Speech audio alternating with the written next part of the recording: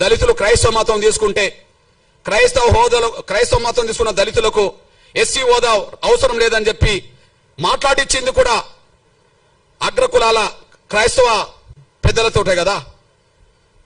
వీళ్ళు ఈ నలుగురు గాంధీ శిష్యులే కదా.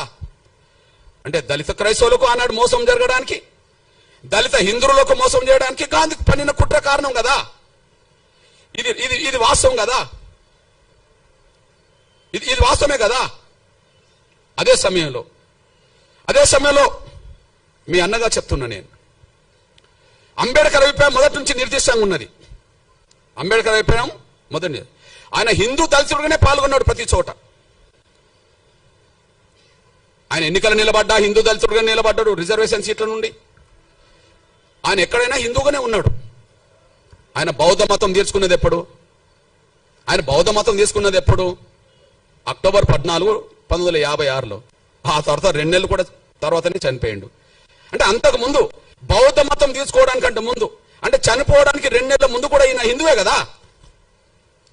అంబేద్కర్ హిందువునేగా, అఫీషియల్ గా హిందువునే కదా. ఎస్సీ రిజర్వేషన్ లో హిందూ దళితుడునే చేశాడు. ఎస్సీ నియోజకవర్గంలో హిందూ దళితుడు కాకపోతే అప్పటికి బౌద్ధ మతంలో ఉన్నోళ్ళకు కూడా ఎస్సీ హోదా లేదు కదా.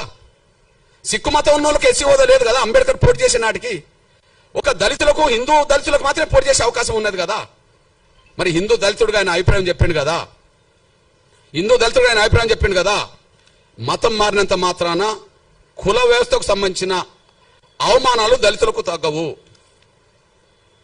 ఆయన 2 చోట్ల చెప్పాడు. చెప్పేశాడు. అంబేద్కర్ అభిప్రాయాలు చాలా స్పష్టంగా కనిపించినాయి. లోధియన్ కమిటీ పరిణామాలే కమ్యూనల్ అవార్డు వచ్చింది. ఆ లోధియన్ కమిటీ ముందు ఈయన వాదన చేశాడు. ఆ వాదన ఒకసారి వినిపిస్తా చూడండి.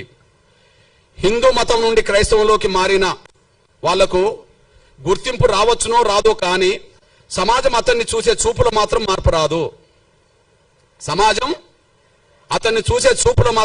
రాదు. గ్రామాల్లో దళిత క్రైస్తవులు ఇప్పటికీ అస్పృశ్యులుగానే పరిగణించబడుతున్నారు. వారికి విడిగా శ్మశానాలు ఉంటాయి.